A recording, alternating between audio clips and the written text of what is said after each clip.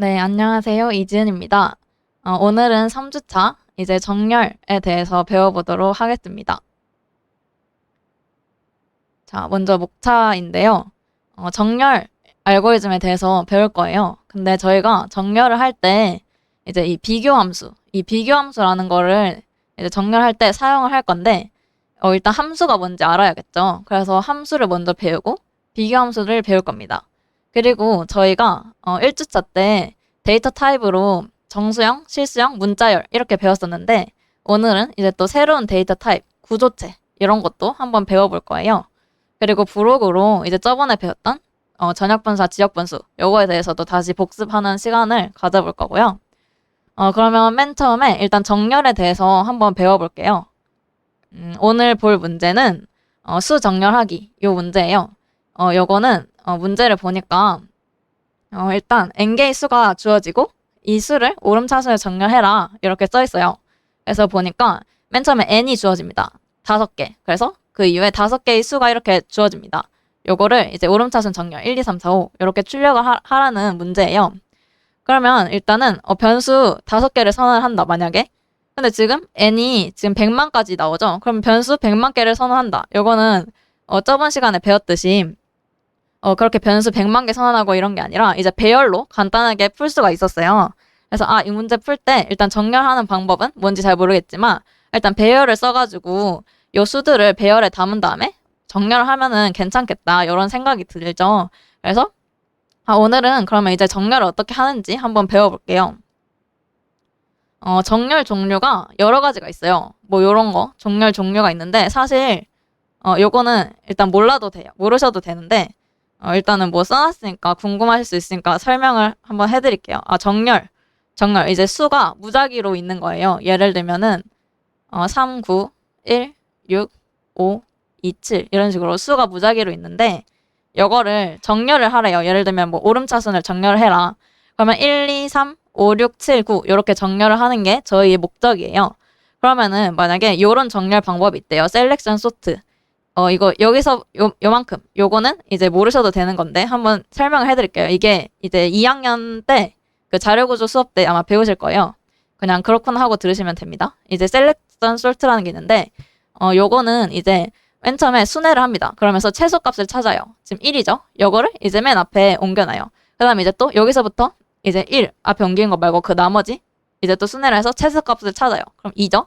그럼 맨 앞에 옮겨놓고 그 다음에 그 나머지 또 순회해서 최소값 3 이런 식으로 계속 최소값을 찾는 과정을 반복해서 맨 앞에다가 놔가지고 이제 정렬을 하는 뭐 그런 정렬 방법도 있고요. 그 다음에 이제 두 번째로는 요런 게 있어요.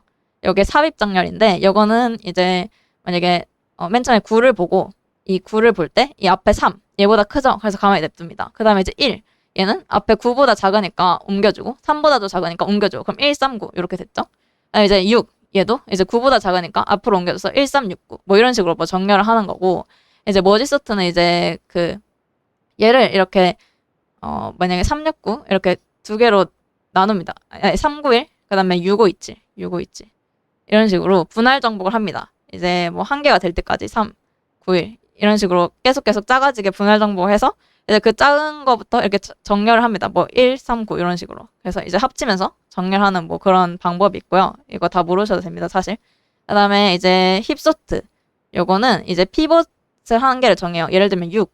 그러면은 6보다 작은 애들은 다 왼쪽으로 옮기고 6보다 큰 애들은 다 오른쪽으로 옮기고 그럼 여기에는 이제 6보다 작은 애, 여기에 6보다 큰 애들이 있겠죠?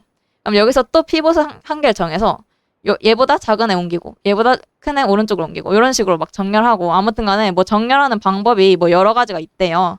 다 모르겠는데 아무튼 간에 정렬하는 방법이 여러 가지가 있는데 사실 저희는 요 방법들 요거를 한 개도 몰라도 돼요. 왜 몰라도 되나요?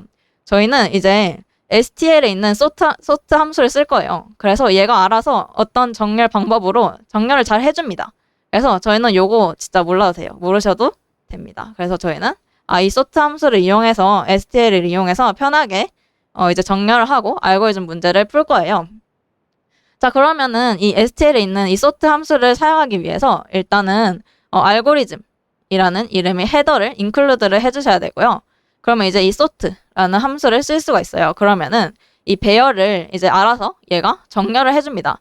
그러면 얘를 이제 어떻게 사용하는지 한번 알아볼게요. 만약에 int 배열이 있어요. 만약에 배열 이름 ARR 그리고 크기가 n, 뭐 크기가 n인 배열이 있다고 해볼게요. 그러면은 요 배열은 지금 크기가 n이니까 AR 0부터 ARR n-1까지 있겠죠. n-1 요렇게 크기가 n인 배열을 선언을 하면, 만약에 선언되어 있다 치면은 얘를 정렬을 하고 싶다. 처음부터 끝까지 정렬하고 싶다. 그러면 sort 한 다음에 ARR 이제 처음부터인데 플러스 0은 생략을 해줘도 되고, 그 다음에 끝까지 ARR 플러스 n 이렇게 하면은 이 배열 안에 있는 수들이 오름차순으로 정렬이 돼요. 그래서 요 마지막 거는 포함하지 않고, 그러니까 여기서 바로 한 칸 전에 거 ARR 플러스 n-1 그러니까 0부터 n-1까지 이 배열이 정렬이 되는 겁니다. 그래서 요렇게 써놓은 거고요. 그래서 아무튼 이 배열을 정렬하려면은 sort 함수 이용하면 되는데, 첫 번째 인자에는 그 시작 주소 알려주고 그 다음에 끝 주소 알려주면 되는구나. 근데 지금 세 번째 인자에 비교 함수라는 게 들어가 있죠. 얘를 안 써주고 그냥 이렇게 두 개만 쓰면은 이 ARR 배열이 오름차순으로 정렬이 돼요. 근데 만약에 저희가 내림차순으로 정렬을 하고 싶다든지 뭐 또 다른 특정한 기준에 따라서 정렬을 하고 싶다면 요 세 번째 인자로 비교 함수라는 거를 넣어줘야 되는데, 일단 저희가 함수가 뭔지 모르죠. 비교 함수도 뭔지 모를 뿐더러. 그래서 일단은 요 비교 함수 뭐 요거 안 쓰는 거, 일단 오름차순 정렬하는 거 요거부터 먼저 배워볼게요. 이 sort 함수 일단 뭐 대충 sort 하면은 정렬된다는 거 알겠는데 저거 어떻게 사용하는지 그거부터 일단 먼저 배워볼게요. 아까 그 오름차순 그 정렬하는 문제인데 요거를 이제 sort 함수를 써서 풀어볼게요. 먼저 이렇게 배열을 이제 그 n 크기에 맞춰서 이렇게 선언을 해줬고요. 그 다음에 그 n을 입력을 받아주고, 그다음에 그 n만큼 이 배열에다가 숫자를 입력 받아줍니다. 그래서 뭐 5, 4, 3, 1 이렇게 배열에 잘 입력을 받아줬겠죠.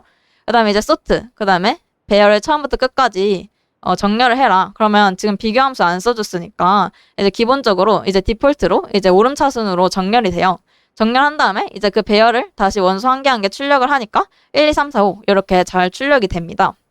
이거 지금 배열로 풀었으니까 똑같이 벡터로도 한번 풀 수 있겠죠. 벡터로도 풀어볼게요. bekto로도 풀면 이렇게 벡터 선언해주고 그 다음에 n 입력 받아주고 이제 0부터 n까지 이제 수를 입력받아서 벡터에다가 푸시백을 해줍니다. 그러면 지금 벡터에 지금 5, 4, 3, 1, 5, 4, 3, 1 뭐 이렇게 들어와 있겠죠. 지금 요 예제대로 한다면, 그래서 얘를 sort 처음부터 끝까지 정렬을 해줘라. 비교함수 안 써줬으니까 오름차순으로 정렬이 돼요. 1, 2, 3, 4, 5. 그래서 걔를 이제 1, 2, 3, 4, 5를 그 벡터 안에 들어있는 애를 출력을 해줍니다. 1, 2, 3, 4, 5. 이렇게 푸시면 되는데 제가 지금 이렇게 는을 해놨죠. 이 초록 색깔 박스 친 거 요만큼을 이렇게 바꿔서 써도 돼요. 이게 무슨 뜻인지 한번 알아볼게요. 요거는 이제 요 벡터 V 안에 있는 원소들, 그거를 K라고 이제 뭐 요거 I 해도 되고 뭐 J 해도 되는데 뭐 저는 K라는 변수를 썼어요. 그래서 요 벡터 V 안에 있는 원소들을 하나하나 다 출력을 해라. 그런 의미예요. 그러면 지금 오토 요건 뭐고 요 엔드 요거는 뭔가요? 그것도 다시 한번 볼게요. 요거는 일단 오토 얘는 이제 키워드인데 이 데이터 타입을 추론해서 자동으로 바꿔주는 거예요. 그게 무슨 뜻이냐면요. 지금 이 V라는 이 벡터가 인트로 선언되었잖아요. 그래서 요 오토가 이제 얘가 인트니까 인트로 자동으로 바뀝니다. 뭐 애초에 여기다 그냥 인트라고 써주셔도 돼요. 근데 이제 오토라 하면 그냥 아무 생각 없이 써도 되니까 이제 편할 때가 있어서 아무튼 인트라고 써주든가 오토라고 써주든가 여기다 이제 데이터 타입을 써주고 그 다음에 이제 아무 변수를 선언해주고 여기 우리가 출력하고 싶은 그 순회하고 싶은 배열 그 벡터를 써줍니다. 그러면 얘가 그걸 돌면서 이렇게 출력을 해줄 수가 있어요. 그럼 요 end는 뭐냐?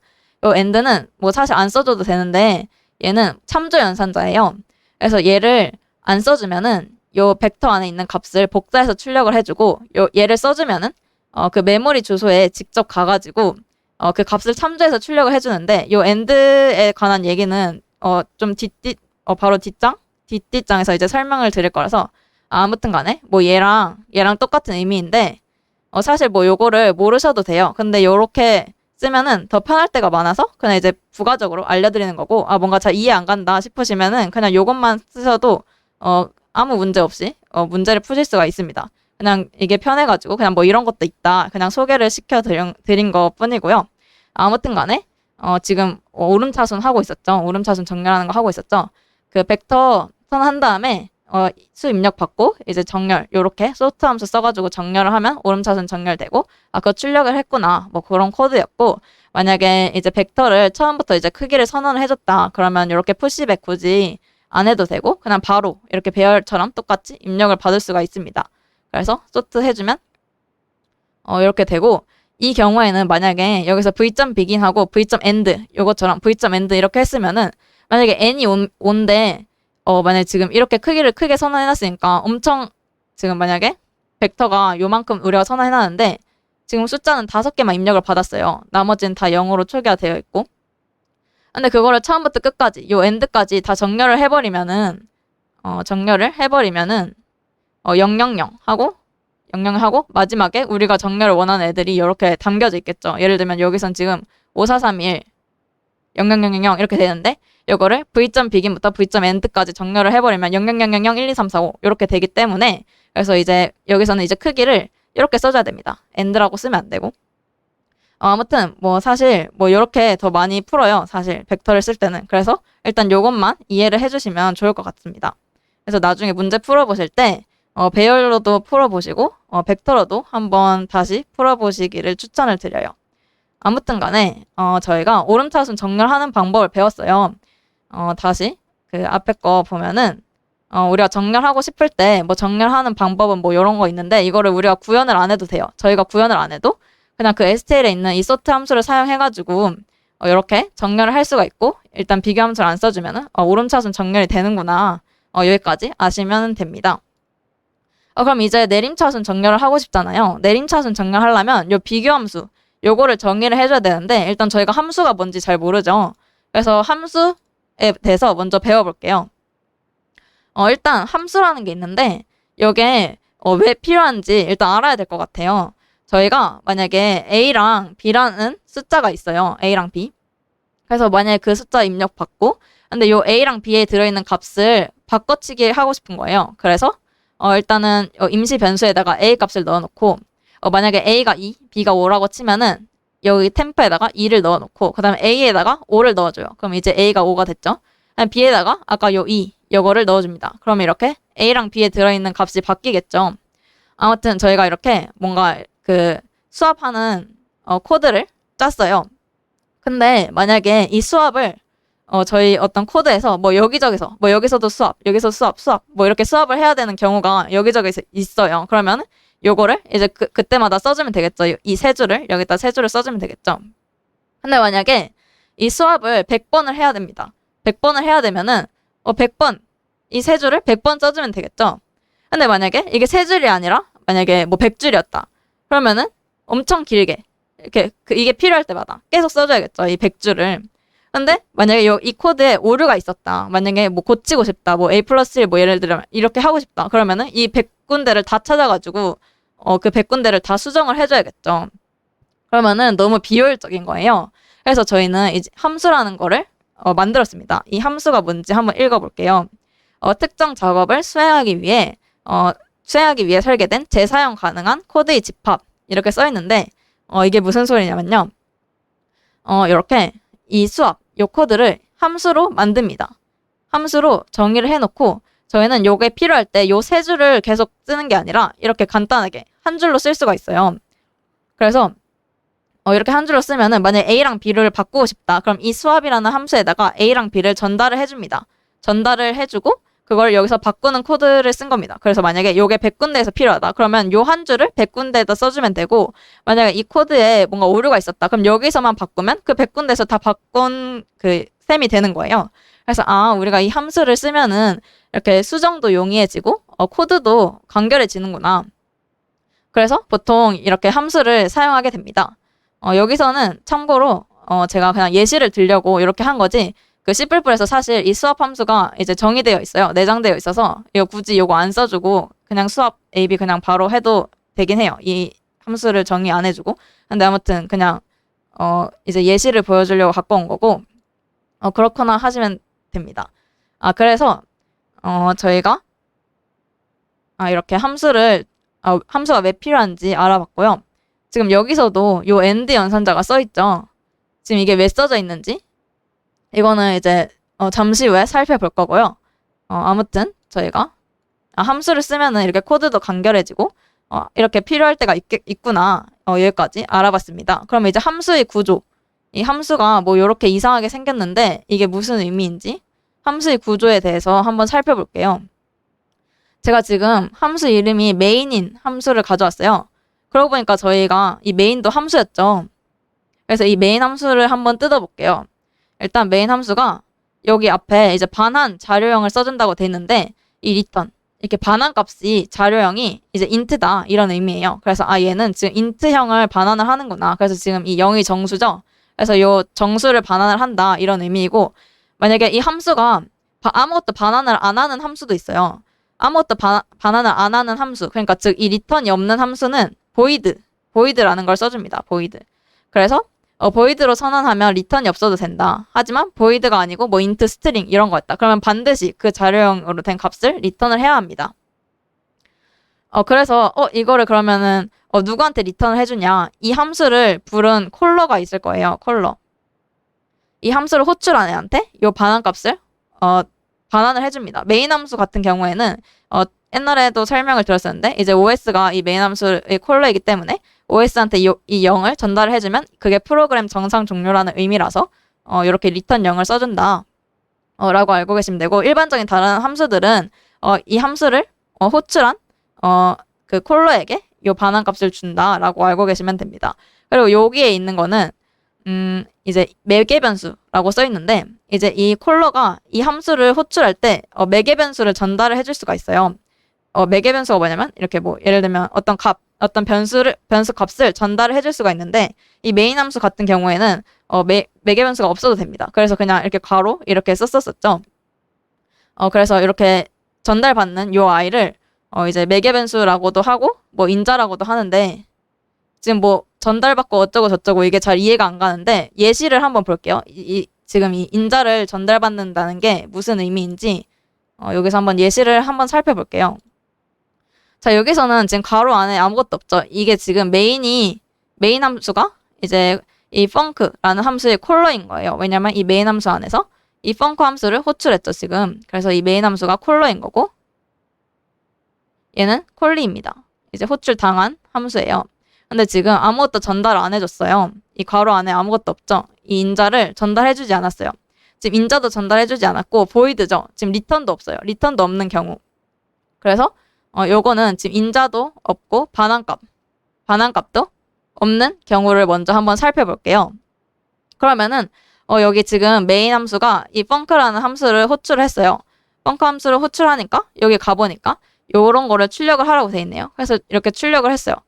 그 다음에 다시 메인 함수 오니까 또 호출을 했죠. 그래서 요거를 출력을 하고 또 호출을 했어요. 그래서 요거를 이렇게 3번을 출력을 합니다. 그래서 이렇게 인자가 없고 반환값도 없는 경우를 살펴봤고 이번에는 반환값은 없는데 반환값은 여기 void죠. return도 없죠. 근데 인자가 있는 경우를 한번 살펴볼게요. 요거가 지금 이게 매개 변수라 했었죠. 매개 변수 인자. 이제 매개 변수가 인자랑 같은 의미고 요거 이제 인수라고 합니다. 이제 인수를 전달해 주는 경우에요. 이 func 함수한테 함수라는 이 스트링 인수를 전달해 줬어요. 그럼 얘는 이 인자 요 str이라는 변수에 요 함수 요거를 전달을 받은 거예요. 요 인자에. 그래서 지금 이 str 변수에 담긴 걸 출력을 해라. 그러니까 함수 이렇게 출력을 했고 자, 그 다음 줄에서도 지금 인수로 공부라는 걸 전달을 해줬어요. 그래서 요 str 인자에다가 공부를 전달을 받았습니다. 그래서 str을 출력을 하니까 공부 이렇게 출력이 됐고 그 다음 줄도 똑같은 방식으로 출력이 됐습니다. 그래서 이렇게 인자가 있는 경우 이렇게 콜러가 이 인자를 전달을 해주면 여기서 그걸 전달받은 값을 출력도 할 수 있고 사용을 할 수가 있어요. 그래서 이런 경우도 한번 살펴봤고 이번에는 인자가 있고 반환하는 것도 있는 경우를 살펴볼게요. 반환하면은 여기가 void가 아니겠죠. 지금 스트링을 반환한다고 돼 있고 return도 있네요. 이것도 한번 살펴볼게요. 이번에는 이 func라는 함수를 호출하면서 함수라고 인자 전달을 해줬어요. 그럼 이 str에 함수라고 들어가 있겠죠. 근데 이번에는 이 함수가 리턴을 해주는데 반환값을 돌려주는데 여긴 지금 함수가 들어가 있죠. 함수. 그리고 더하기를 하면 문자열 이어 붙일 수 있다고 했죠. 그래서 함수 공부 중이라는 문자열을 리턴을 해줍니다. 여기로. 그래서 요만큼이 함수 공부 중이라고 바뀝니다. 그래서 그걸 출력을 해라. 그래서 함수 공부 중 이렇게 출력이 된 거예요. 다시 한 번 더 볼게요. 이번에는 씨뿔뿔이라는 문자열을 이 스트링 str이라는 변수에다가 전달을 해줬습니다. 이 함수를 호출하면서. 그랬더니 이번에는 이 스트링이라는 거를 반환을 할 건데 스트링 데이터 타입으로 된 걸 반환을 할 건데 이번에는 씨뿔뿔 그리고 공부 중 그거를 반환을 하겠죠. 그래서 요만큼이 씨뿔뿔 공부 중이 됩니다. 그래서 출력을 하니까 씨뿔뿔 공부 중 그 다음 줄도 알고리즘 공부 중 이렇게 출력이 된 걸 보실 수가 있어요. 혹시 여기까지 질문 있으신 분들은 지금 잠시 쉬어갈 테니까 남겨주시면 되고요. 그래서 저희가 이제 인자가 없는 경우, 반환값도 없는 경우 보이드를 써준다 했죠. 이때는 리턴을 안 써주고요. 그 다음에 이번에는 인자가 있는 경우, 그리고 반환도 안 하는, 인자가 있는데 반환은 안 하는 경우. 그래서 이렇게 인자를 전달해주는 것도 봤고, 이번에는 반환하는 것도 살펴봤어요. 인자를 전달해주고, 그리고 리턴도 해줄 수 있구나. 그래서 이렇게 함수의 구조에 대해서 한번 살펴봤는데, 그러면은 아까 저희가 그 수압 함수 봤던 거, 다시 한번 복습을 해볼게요. 수압 함수 봤던 거. 요거를 다시 한번 봐볼게요. 뭔가 많이 생겼는데, 한번 봐볼게요. 자, 여기서 똑같아요. 저희가 이 메인 함수에서 A랑 B를 입력받고 이 A랑 B를 수합을 합니다. 그래서 A랑 B를 요 함수에다 전달을 해줬어요. 그래서 요 지금 int x, int y 여기에 지금 A 값이 들어가 있고 여기에 B 값이 들어가 있겠죠. 그래서 그거를 수합하는 코드를 짰어요. 그리고 이 함수가 끝나고 나서 A랑 B를 출력을 해봤어요. 근데 저희가 맨 처음에 A랑 B에다가 2랑 5를 만약에 입력을 했다고 치면은 2랑 5를 입력을 했다 치면은 이 수합으로 이렇게 바꿔줬으니까 여기서 출력하면 5랑 2가 출력이 돼야 될 것 같은데 그대로죠. 지금 A랑 B 수합을 해줬는데 그대로예요. 근데 왜지? 생각을 해보고 지금 옆에 코드 힐급 보니까 요거는 지금 다른 거 다 똑같이 써져 있는데 요거 end 요거만 다르거든요. 이 첫 번째 사진이랑. 그렇게 했더니 25, 52 이렇게 저희가 원하는 대로 출력이 됐어요. 그러면 이제 여기에 대해서 한번 설명을 해드릴게요. 왜 이렇게 되는지 요 end가 도대체 무슨 의미이길래 이렇게 되는지 알려드릴게요. 자, 1번은 값을 전달하는 거예요. 값. 아이고. 1번은 값을 전달하는 코드인 거고 얘는 값을 전달하는 코드인 거고 이렇게 end 요거를 써주면은 참조를 전달합니다. 참조. 무슨 말인지 한번 볼게요. 일단 요거 1번 첫 번째 사진에서는 이 A랑 B의 값을 그러니까 여기는 지금 2랑 5가 들어있죠. 요 값을 복사를 해가지고 요 X랑 Y에다가 2, 5 이렇게 전달을 해줍니다. 그래서 요거를 수합을 하면은 이 X랑 Y에 있는 값이 바뀌는 거예요. 이 X라는 변수에 있는 값이 5로 바뀌고 Y에 있는 게 2로 바뀌고 얘네는 그대로 있어요. 그걸 그림으로 한번 살펴보니까 지금 A랑 B에 2랑 5가 들어있죠.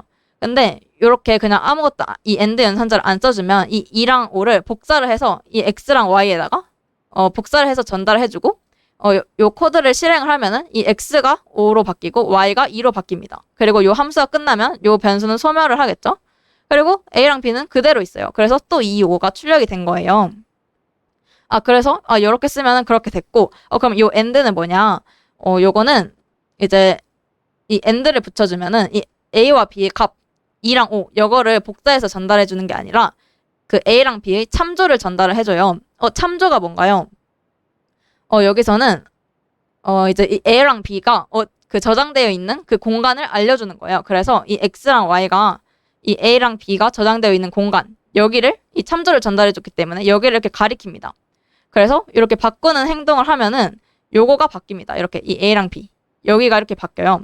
그래서 이 end 연산자를 하면은 요 메모리 주소 여기 이 참조를 전달해 줘가지고 이 X랑 Y라는 변수가 여기를 직접 여기로 가가지고 이 값을 바꾸게 되는 거예요. 그래서 이렇게 해봤더니 이렇게 이 end로 이 매개 변수를 전달해줘서 출력을 해봤더니 5, 2 이렇게 저희가 원했던 대로 잘 바뀌어서 출력이 된 거를 보실 수가 있어요. 그래서 아무튼 이렇게 참조 전달 이런 거를 이제 참조 전달이라 하고 이제 요거는 이제 복사 전달이라고 하는데 값을 복사해서 전달해주기 때문에 그래서 아무튼 요런 참조 전달이 필요한 경우에는 이렇게 and를 붙이면 되는구나 라고 기억을 해주시면 되고, 만약에 이런 게 필요 없는 경우에는 당연히 안 쓰셔도 됩니다. 근데 이거가 이제 유용한 경우가 있어요. 언제 유용하냐? 지금은 이렇게 뭐 변수 두 개를 전달해줬잖아요. 매개 변수로. 이제 변수 두 개를 전달을 해줬는데, 요거로 이제 뭐 배열 같은 거를 전달을 해줘야 될 때가 있어요. 함수한테 배열을 전달해줘야 될 때가 있는데, 배열이 만약에 크게 엄청 크다. 그러면은 그거를 요 and를 안 붙이고 전달하면은 요거를 복사 생성해서 전달을 해준다고 했잖아요. 그러면 이 배열이 엄청 큰데 그거를 복사해가지고 그 복사본을 전달해주고, 그러면은 일단 시간도 오래 걸리고 메모리가 모자라질 수가 있어요. 왜냐면 이 함수 관련된 뭐 매개 변수나 이런 애들은 그 메모리에서 그 스택이라는 공간이 할당이 돼요. 그 지역 변수 있었던 그 공간, 비좁은 공간. 그래가지고 큰 배열 같은 거 전달할 때는 이렇게 참조로 전달해주면은 배열 값을 굳이 복사본 생성하지 않고 그냥 배열 여기 있다 이러면서 그 배열 값을 참조를 할 수가 있어요. 이 함수 안에서도. 그래서 이런 게 뭐 유용한 경우가 있구나. 그냥 그렇구나 하고 이해를 하고 넘어가시면 돼요. 왜냐면 지금 여기 있는 거를 만약에 다 이해를 못했다 하시면은 그냥 전역에다 선언을 하면 됩니다.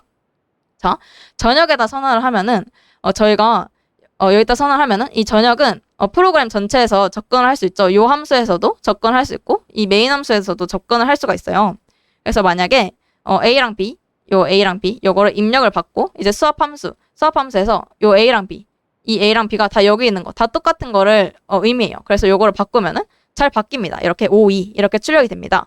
그래서 만약에 저희가 지금 여기 있는 메인 함수에 있는 애를 접근을 하고 싶다. 그러면은 이렇게 AND 연산자를 붙여서 전달을 해주셔도 되고, 아니면은 그냥 전역에다가 다 때려 박아도 됩니다. 그리고 만약에 배열 같은 경우에도 전역은 메모리가 널널한 곳에 선언이 된다고 했죠. 그래서 저는 보통 알고리즘 문제 풀 때 그냥 여기 전역에다가 웬만하면 선언을 합니다. 그러면 이제 여기 전체에서 그 접근할 수 있고, 이제 스택 오버플로우도 잘 안 나기 때문에 아무튼 이렇게 여기 세 가지 차이점 알려드렸는데, 혹시 이해 안 가시는 분 계시면은 채팅창에 남겨주시면 되고요.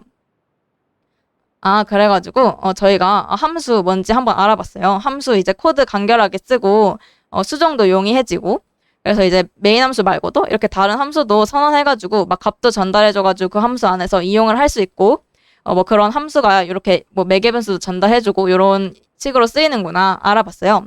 그럼 저희가 지금 여기까지 달려온 이유가 정렬하려고 한 거예요. 정렬. 저희가 정렬할 때 그 비교함수 그 세 번째 인자로 비교 함수를 안 써주면은 오름차순 정렬이 된다고 했죠. 저희가 이제 내림차순 정렬하려면은 비교 함수 써줘야 돼요. 그래서 이제 함수 뭔지 배웠는데 그럼 비교 함수 뭔지 한번 배워볼게요. 내림차순으로 정렬을 하려면 비교 함수를 써야 되는데 비교 함수 뭔지 살펴볼게요. 자, 저희가 정렬을 아까 이렇게 한다고 했죠. sort, 그다음에 start, and 이제 위치 써주고 이제 비교함수 써주면 되는데, 요거를 안 써주면 이제 오름차순이 디폴트라고 했었어요. 그럼 요거를 정의해서 내림차순으로 바꿔볼게요. 그러면은 요런 식으로 써주면 돼요. 만약에 요거는 이제 배열인 경우, 요거는 벡터인 경우인데, 배열인 경우는 이렇게 쓰고 여기에 compare라는 함수, 뭐 compare 해도 되고 아무 이름 하셔도 돼요. 그런 함수를 이제 저희가 정의를 해서 여기 세 번째 인자로 넣어줍니다. 벡터도 똑같이 해주시면 돼요. 그러면 이 compare 함수에 대해서 한번 알아볼게요. compare 함수 보니까 일단 불 타입을 리턴한다고 써있네요. 그리고 비교 함수 이름 저는 compare로 해줬고, 뭐 cmp 뭐 이런 거 보통 많이 해도 됩니다.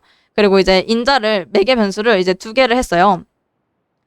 그래서 이렇게 리턴 하고 이제 내림차순으로 정렬하고 싶을 때는 이렇게 그 앞에 거가 더 크다 이렇게 해주시면 돼요. 그러면 이게 무슨 일이 일어나느냐, 만약에 요거가 true를 반환한다 그러면은 이 매개 변수 요 어떤 두 수에 대해서 이미 이렇게 내림차순으로 정렬이 된 상태인 거고, 만약에 요거가 false이다 그러면은 이 매개 변수가 로직에 맞지 않게 정렬된 상태이기 때문에, 만약에 지금 요 상태면 false겠죠. 그래서 요거를 다시 이렇게 수합을 해줍니다. 얘가 자동적으로 이 비교 함수가.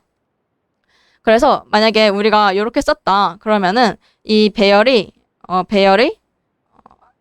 만약에 이 ARR 어떤 그 ARR i부터 i가 ARR i 플러스 1 항상 요게 성립을 하도록, 요게 항상 true이도록 얘가 바꿔줍니다. 요게 이미 true이다 그러면은 그냥 냅두고, 이게 false다 그러면은 이렇게 수합을 해줍니다. 이런 식으로 써주면요, 비교 함수를. 그래서 아무튼 요 형식은 그냥 이렇게 알고 계시면 돼요. 이렇게 불을 써주고 이렇게 인자 두 개를 써주고 지금 이 배열이 int형 데이터 타입이 있으니까 int a, int b 이런 식으로 두 개 써주고 그리고 우리가 내림차순 정렬하고 싶다. 그러면 이렇게 앞에 거가 다 크게 정렬을 하고 싶다 하면은 이 모든 그 원소들에 대해서 요거가 성립을 하게 자동으로 바꿔줍니다. 요 비교 함수를 보면서요. 이 정렬이라는 그 함수가 요거에 맞춰서 이렇게 이런 식으로 이게 모든 원소가 성립을 하게 정렬을 해주는 코드입니다. 그래서 아무튼 간에 이렇게 뭔가 자세하게 여기에 대해서는 자세하게 딱 사실 뭐 모르셔도 되고 그냥 이제 내림차순 정렬을 하려면 우리가 정렬하고 싶은 방향대로 이렇게 부등호를 써서 정렬을 해줄 수 있구나 라고 생각을 하시면 돼요. 그러면은 문제를 한번 풀어보면서 해볼게요. 아까 이 문제 아까는 오름차순으로 정렬하는 문제였는데 이거는 그냥 아까랑 똑같은 거 내림차순으로 정렬하는 문제예요. 코드를 그냥 바로 볼게요.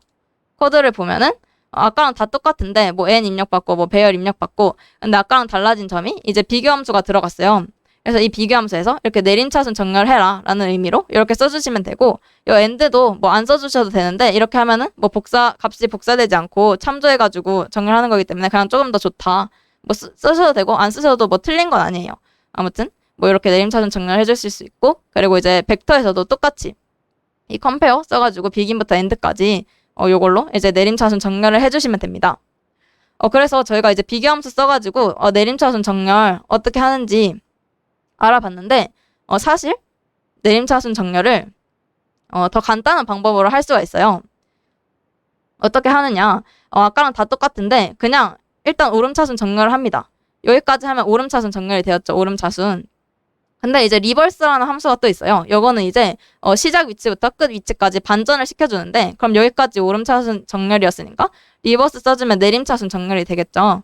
그래서 사실 비교함수 굳이 안 만들어주고 내림차순 정렬할 때 이런 더 간단한 방법이 있긴 해요. 그래서 이렇게 써주셔도 됩니다. 벡터도 똑같이 소트 해가지고 오름차순 정렬해주고 그 다음에 리버스 해가지고 내림차순 정렬 이렇게 해주셔도 됩니다. 자 그러면 이제 또 다른 예시를 한번 살펴볼게요. 이제 여기서는 이제 문자열을 정렬을 해보는 건데요. 저희가 이 스트링이 캐릭터들이 모여가지고 스트링이 된다고 했었어요. 그래서 요 스트링이 그리고 캐릭터의 배열이다. 뭐 요런 얘기도 했었는데 이 문자열을 정렬을 하면은 이제 아스키 값 기준으로 이제 이 캐릭터 배열이 오름차순으로 정렬이 됩니다. 그래서 만약에 이렇게 문자열을 입력을 받으면 그거를 이렇게 소트할 수가 있어요. 왜냐면 얘는 배열이니까 캐릭터 배열이니까 이 소트 함수를 쓸 수가 있어요. 요 스트링에 대해서.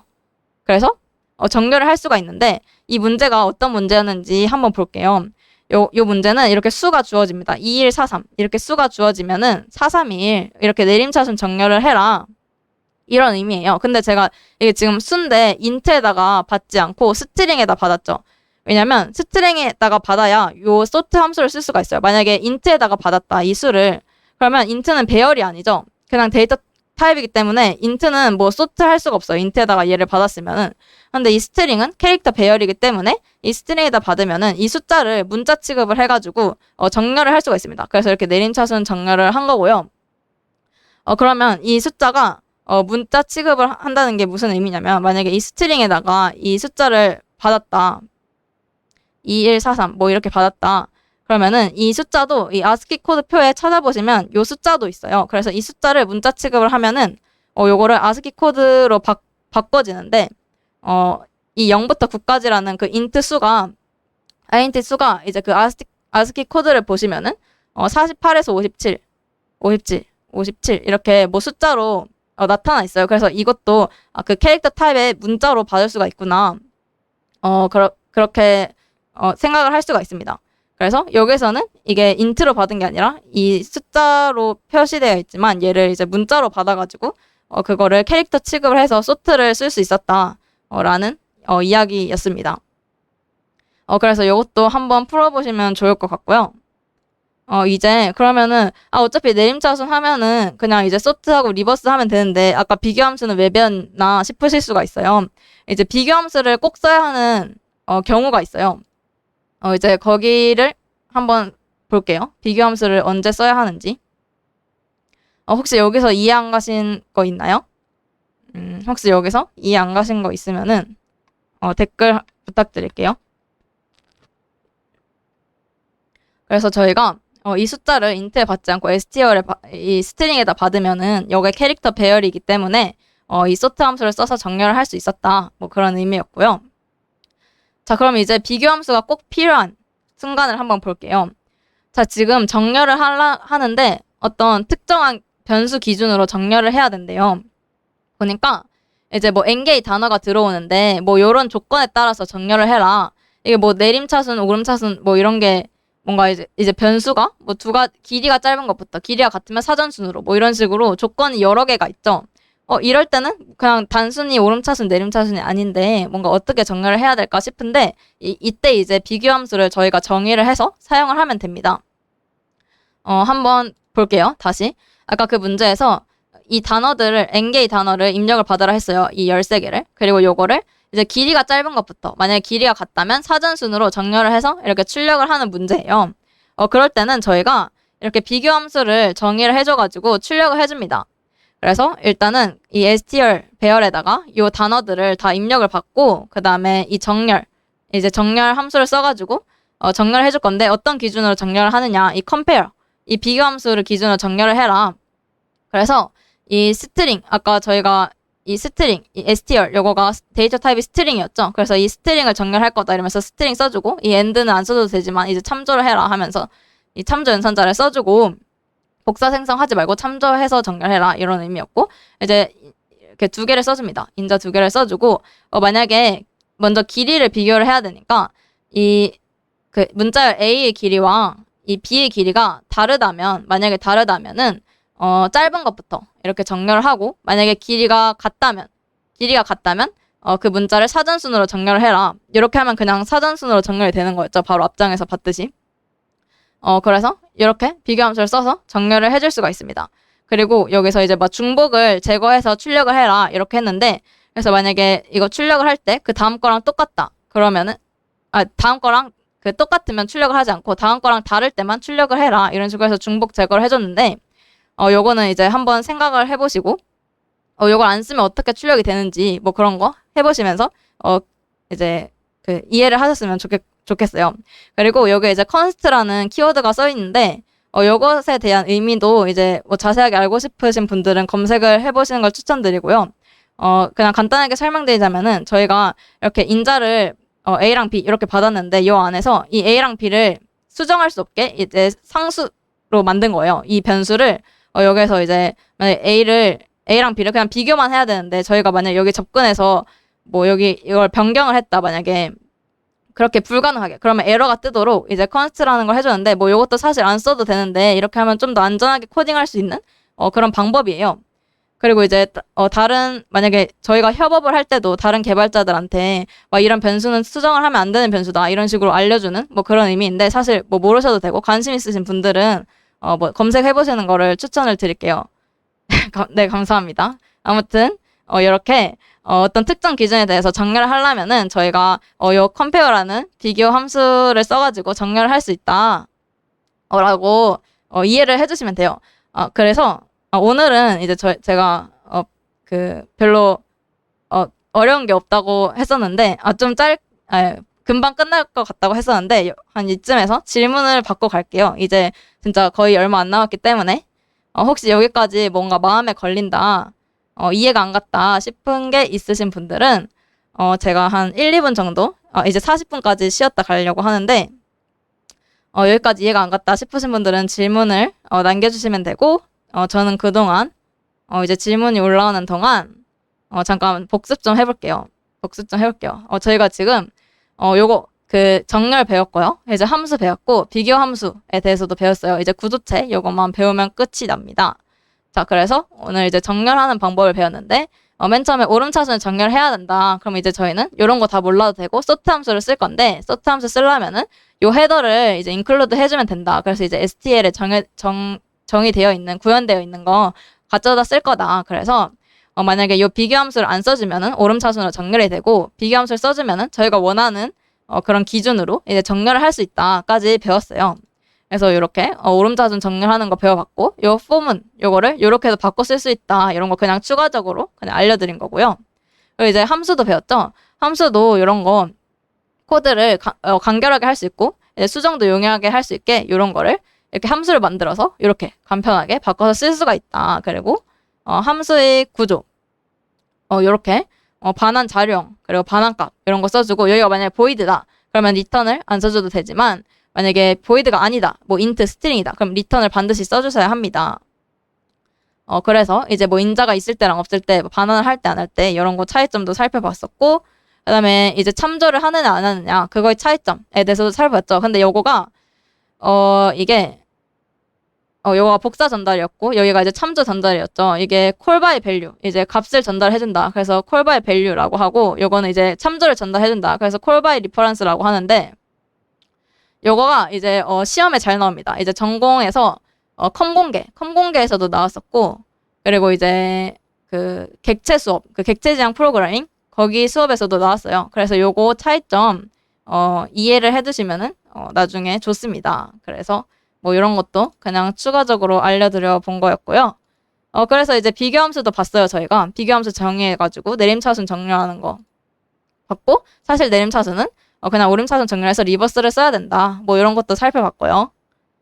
그 다음에 이제 이 스트링에 받으면은 이게 캐릭터 배열이기 때문에 정렬을 해줄 수가 있다. 이런 것도 살펴봤고, 그 다음에 이제 요거는 특정 이제 기준으로 정렬을 하려면 이렇게 비교함수를 쓰면 된다. 뭐 이런 것도 살펴봤어요. 자, 그러면 이제 새로운 내용을 한번 볼게요. 오늘 저희가 새로운 데이터 타입을 배울 건데, 구조체라는 거에 대해서 배울 거예요. 그거 왜 배우는지 한번 볼게요. 자, 이 문제 한번 볼 건데, 나이순 정렬이라는 문제예요. 지금 온라인 젖지에 가입한 사람들이 나이와 이름이 가입한 순서대로 주어진다. 이때 회원들이 나이가 증가하는 순으로, 나이가 같으면 먼저 가입한 사람이 앞에 오는 순서로 정렬을 해라. 잠깐 뭔 소린지 잘 이해가 안 가는데 그냥 예시를 바로 봐볼게요. 지금 이게 몇 명인지 3명 이렇게 주어지고, 이렇게 나이가 주어지고, 그 사람마다의 이름 이렇게 주어집니다. 그리고 이렇게 먼저 나온 사람이 가입 순서가 더 빠른 사람이에요. 빠른 사람이래요. 그래서 이 사람이 먼저 가입했고, 그 다음 이 사람 이렇게 가입을 했는데, 지금 조건을 보니까 조건이 나이가 증가하는 순으로, 그러면 이 20살 이 사람이 먼저 오겠죠. 그 다음에 21살이 오겠죠. 그리고 나이가 같으면 먼저 가입한 사람, 이 사람이 이 도연이라는 사람보다 더 먼저 가입했죠. 그래서 이렇게 정렬을 해라. 이렇게 문제가 나와 있네요. 이 문제 좀 심상치 않아요. 제가 볼 땐 심상치 않아요. 자, 한번 봐볼게요. 지금 심상치 않는 이유가 뭐냐. 지금 나이가 증가하는 순으로, 나이가 같으면 먼저 가입한 사람이 앞에 오는 순서로 정렬을 하라고 했죠. 그래서 제가 요 입력을 이렇게 다시 써봤어요. 가입한 순서 0, 1, 2, 그리고 나이 21, 21, 20, 이름 이렇게 썼는데, 이거를 정렬을 해야 되는데 저희는 이렇게 인트, 스트링 이렇게 정렬하는 방법만 배웠었어요. 요거를 20, 21, 21 이렇게 정렬하는 거, 요거를 0, 1, 2 이렇게 요 스트링 정렬하는 거, 이런 걸 배웠는데, 저희는 지금 요렇게 정렬을 해야 되는 거예요. 얘가 이렇게 셋이가 함께 같이 가야 돼요. 지금 이 21살 요거는 이 사람인 거고, 이것도 이 사람, 이렇게 요거가 같이 정렬이 돼야 되지, 이렇게 따로 얘네끼리만 정렬이 되면 안 되죠. 요 세 가지가 함께 움직여야 돼요. 그래서 보니까 저희가 지금 나이가 증가하는 순으로, 그럼 이 20살 이 사람이 제일 앞에 와야겠죠. 그러면 이 20살 20 요것만 앞으로 가는 게 아니라 이 선영 요것도 같이 앞으로 갑니다. 요렇게 같이 움직여야 되는 거예요. 요것도 같이. 그리고 그 다음 이제 나이가 같으면 먼저 가입한 사람, 그럼 이 사람이 먼저 와야겠죠. 그래서 이 사람이 이렇게 먼저 왔고 이렇게 왔습니다. 그러면 저희가 이렇게 따로따로 정렬하는 방법만 배웠는데, 지금까지 이렇게 같이 움직이게 하고 싶으면 어떻게 해야 할까요? 같이 움직이게 하고 싶은데 어떻게 해야 할까요? 보니까 저희가 이 가입 순서, 나이, 이름 요거를 이렇게 뭉탱이로 같이 움직이게 하고 싶은데, 요런 상자를 만들어줍니다. 이 가입 순서, 나이, 이름 이 변수를 한 상자에 넣고 요 상자 단위로 관리를 하면서 움직여주는 거예요. 그 상자를 바로 구조체라고 합니다. 그래서 이제 구조체가 뭔지 한번 살펴볼게요.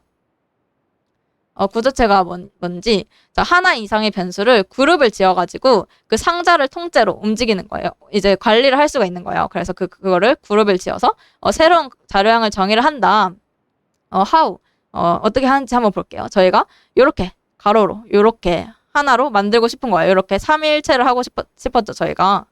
그래서 이렇게 구조체를 만들어줍니다. 이제 스트럭트라는 키워드를 사용을 할 거예요. 그리고 이 멤버는 이제 제가 그냥 임의로 지어준 이 구조체의 이름이고요. 그래서 이렇게 세 가지, 가입 순서, 그리고 그 나이, 그리고 이름, 이렇게 이 세 가지 변수가 같이 다니게 하고 싶다 이러면서 이 멤버라는 이 구조체, 데이터 타입을 선언을 해준 거예요. 그래서 저희가 만약에 int num 이렇게 변수를 선언을 해줬다 이렇게 할 때는 뭐 지역에 선언해줘도 되고 전역에 선언을 해줘도 됐었잖아요.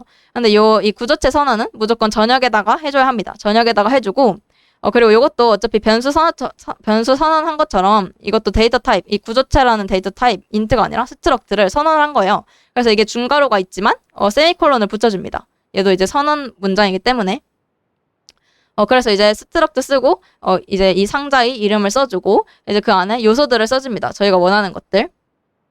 그러면 이제 이 멤버라는 거를 int 이런 것처럼 데이터 타입으로 사용을 할 수가 있어요. 그래서 예를 들면은 멤버 만약에 멤버 P 뭐 이런 식으로 멤버 P 이런 식으로 하면은 이제 이 멤버라는 데이터 타입의 P 얘를 선언을 한 건데 그러면은 요 안에 있는 거를 사용을 하고 싶다. 그러면은 P 점 이렇게 점을 찍고 P 점 넘버 P 점 넘버는 뭐 1, 뭐 P 점 네임은 뭐 지은 뭐 이런 식으로 사용을 할 수가 있습니다. 그리고 이 구조체를 선언할 때 이렇게 애초에 초기화를 해놓을 수도 있어요. 뭐 이런 식으로. 뭐 이렇게 초기화를 해줄 수도 있고, 그 변수를 선언할 때 바로 초기화를 하는 것처럼요. 그리고 여기서는 이제 제가 구조체 배열을 만들어준 거예요. 저희가 뭐 int, 여기다 쓸게요. int, arr, 뭐 10, 뭐 이런 식으로 배열을 선언을 해준 것처럼 int 대신에 member, 그리고 arr, 이거는 배열 이름이고요. 이제 배열 크기, 이렇게 구조체도 배열을 선언을 할 수가 있어요. 근데 이 배열을 선언하는 거를 이 구조체 정의하는 여기다가 이렇게 붙일 수도 있습니다. 여기다 갖다 붙일 수도 있어요. 지금 요만큼이랑 요만큼 이게 같은 의미입니다. 그래서 다시 깨끗한 화면으로 보면은 지금 이렇게 구조체 정의를 해줬고 만약에 뭐 한 개만 하고 싶다. 요거를 한 개만 하고 싶다. 그럼 뭐 이렇게 해줘도 되는데 만약에 배열을 선언하고 싶다. 그럼 이렇게 해도 되고 아니면 여기 이렇게 붙여서 해줘도 됩니다. 그래서 요 배열에 있는 거 아니다 값을 설정을 해주고 싶으면 AR 0, 점 이렇게 점을 사용해서 넘버는 0, 뭐 age는 21, name은 선영 뭐 이런 식으로 해줄 수가 있어요. 자, 그래서 뭐 복습을 해보면 구조체 만들 때 이렇게 스트럭트 키워드 써주고 구조체 이름 북 이런 식으로 써주고 여기 안에 구조체 멤버 써줍니다. 그래서 뭐 캐릭터 타이틀 뭐 이거 저다 뭐 프라이스 이런 거 써주고 이거 정의한 거니까 세미콜론 뭐 이런 식으로 구조체를 선언을 해줄 수가 있는데 요렇게 보니까 잘 안 와닿죠. 예시를 한번 살펴보면서 다시 볼게요. 그러면 아까 요 문제 그럼 요거 상자 단위로 관리해야 되니까 구조체를 써야 된다. 이런 식으로 설명을 했었는데 어떻게 푸느냐? 자, 보니까 지금 나이가 증가하는 순으로 그리고 나이가 같으면 먼저 가입한 사람이 앞에 오는 순으로 이렇게 정렬을 했어야 됐죠. 그래서 구조체를 제가 이렇게 선언을 해줬어요. 가입 순서, 나이, 이름 이렇게 선언을 해주고 배열도 선언을 해줬습니다. 구조체 배열을 선언을 해줬습니다. 그래서 n을 입력받고 n개의 요 입력들 이제 여기에선 3명인데 요거를 입력을 받아줍니다. 그래서 나이랑 이름 들어왔으니까 AR 0부터 n-1까지 나이, 이름 입력받아주고 그리고 이 넘버는 가입 순서인데 가입 순서로 나중에 정렬해야 되기 때문에 이 가입 순서도 제가 I 그러면 012 이렇게 되겠죠. 012 이렇게 설정해줬습니다. 그래서 요거가 지금 ARR 0, ARR 1, ARR 2 이렇게 여기까지 했을 때 들어있겠죠. 여기까지 했을 때 요 상태가 됩니다. 여기까지 했을 때 그러면 요거를 이제 정렬을 해줄 건데 구조체 정렬, 컴페어 비교함수 써가지고 정렬을 해볼게요. 이 컴페어가 어떻게 돼 있나 한번 살펴보러 갈게요. 여기다 이제 데이터 타입을 써주라고 했었죠. 아까 뭐 int, 스트링 이런 거 들어왔었는데 지금은 요 구조체 이름 멤버 요거를 써주고 그다음에 a, b 요거를 비교를 할 건데 그 나이가 만약에 다르다면은 나이가 증가하는 순으로 그래서 이렇게 나이가 증가하는 순으로 오름차순으로 정렬해주고 만약에 나이가 같다면 이제 가입 순서가 증가하는 순서로 해라 이런 식으로 비교함수를 작성을 해줍니다. 그러면 이렇게 통째로 이렇게 가로 통째로 이렇게 저희가 원했던 대로 정렬이 잘 되는 거를 보실 수가 있습니다. 그래서 이제 마지막에 이제 나이랑 뭐 이름을 출력을 해라 그랬기 때문에 이제 순서대로 이제 나이랑 이름 이렇게 점으로 접근을 해가지고 출력을 해주면 됩니다. 그래가지고 저희가 구조체라는 새로운 데이터 타입에 대해서도 한번 배워봤어요. 이거 구조체 처음 배우면 너무 어려운데 하시다 보면은 익숙해지실 수 있으니까 너무 겁먹지 마시고 요 코드 차근차근 다시 나중에 읽어보시면서 이해를 해주시면 좋을 것 같아요. 혹시 여기까지 이제 구조체 배웠는데 구조체 잘 이해 안 가는 거 있다 하시면 해주시면 되고 질문이 와가지고 한번 읽어볼게요. 메인이나 보이드 함수도 정의하는 건데 왜 스트럭트처럼 중괄호 뒤에 이 세미콜론 안 붙이는 거냐라고 질문하셨는데 그러니까 메인이랑 이런 거는 함수잖아요.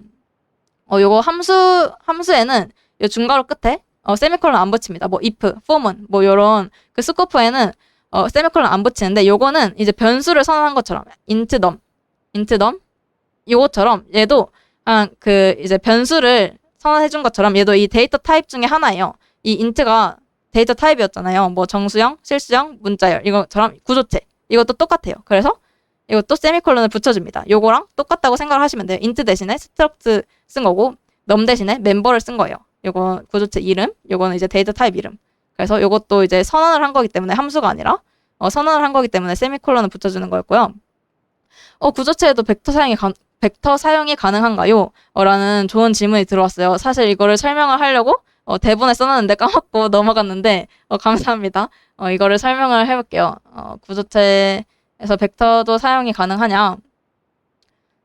여기서 이 문제를 예시로 들어서 설명을 드릴게요. 만약에 여기서 이제 벡터로 하고 싶다. 그러면 여기서 저희가 이제 배열로 했었잖아요. 근데 이렇게 바로 안 붙여줘도 되고 멤버 ARR 뭐 이런 식으로 이제 배열을 선언을 해줘도 되고 만약에 벡터를 하고 싶다. 벡터는 이렇게 바로 붙일 순 없고 벡터를 하고 싶으면은 여기서 벡터 한 다음에 데이터 타입을 써줍니다. 뭐 int, string 이런 거 써줘야 되는데 여기서는 지금 멤버였죠.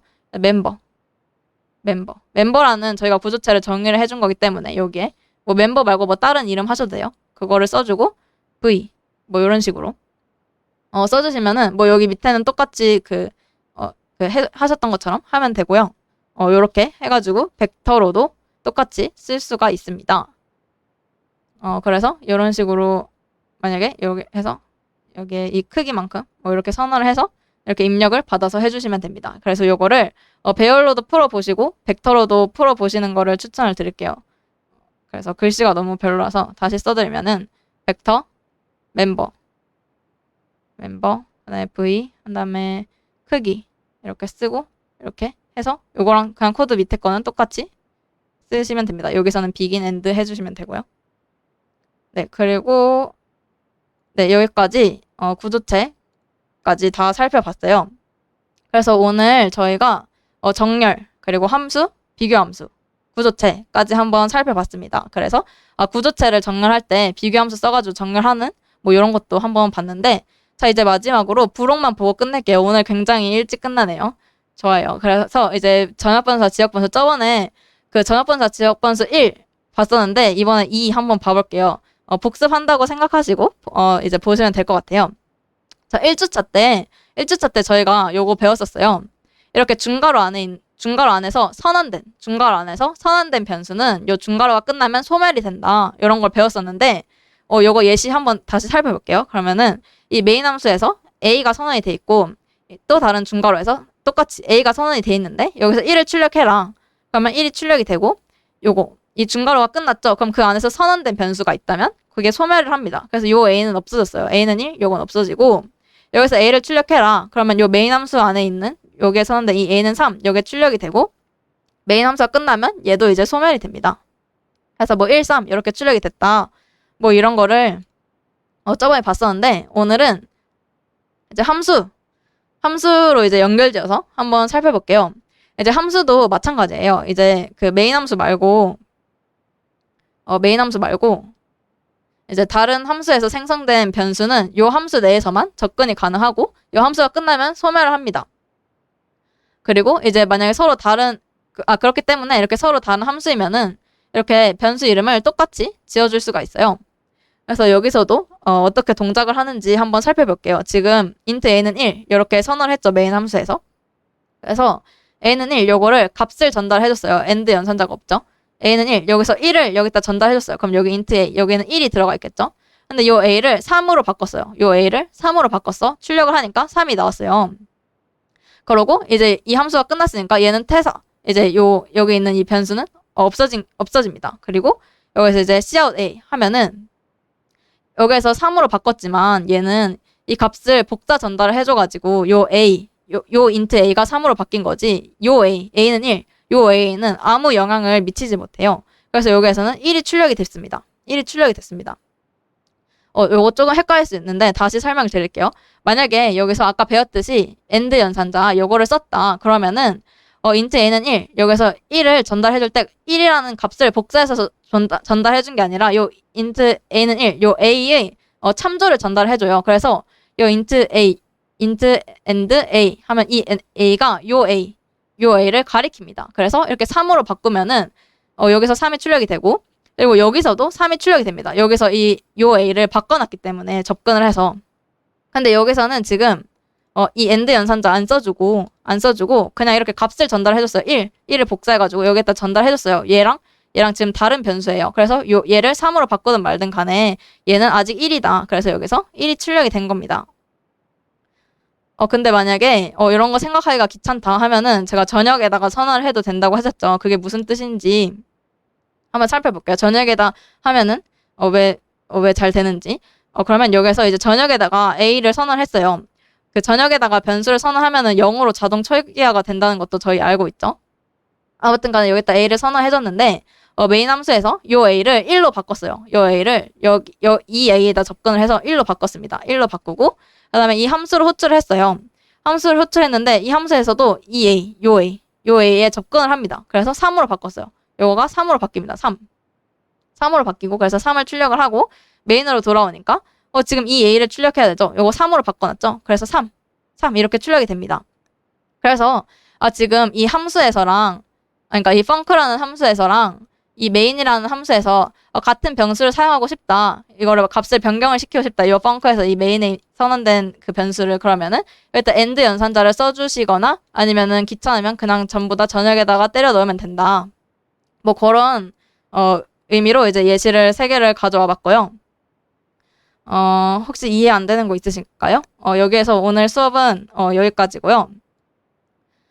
이해 안 되는 거 있으시면은 그동안 질문을 작성을 해주시면 되고 저는 이제 그동안 오늘의 필수 문제 한번 살펴볼게요. 요거는 이제 그 오름차순 내림차순 정렬 아까 저희 봤던 문제이고 요거는 이제 문자열 정렬하는 문제였고 요거는 이제 비교함수 써가지고 푸는 문제였고요.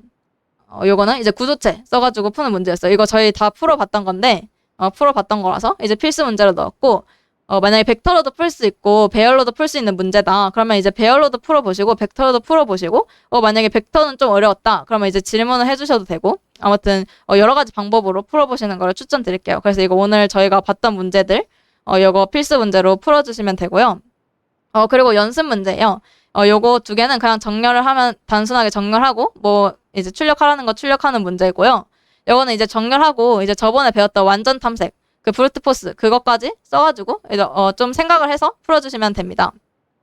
그리고 요 국영수 요 문제는 꼭 풀어보셨으면 좋겠는데 요거랑 이 나이순 정렬 요 문제 요거랑 국영수랑 거의 비슷한 문제예요. 그래서 나이순 정렬 요거를 풀었는데 좀 헷갈린다 싶으면 요거를 풀어보시면서 좀 더 단단하게 개념 다질 수 있다고 생각해서 요거랑 비슷한 거 1개 넣어봤고요.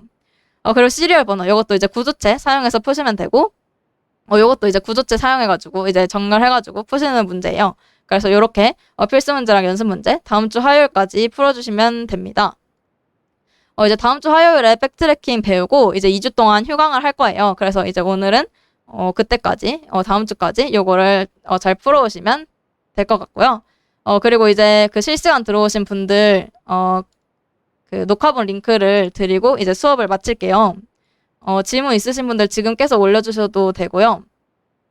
이제 잠시 기다리셨다가 녹화본 링크를 받고 나가주시면 될 것 같아요. 녹화본 링크랑 비밀번호 둘 다 그 복붙을 해놓으시고요. 내일 여기에 들어가서 보시면 됩니다. 요 링크에 들어가서 밑에 보내는 게 비밀번호예요. 요거 쳐서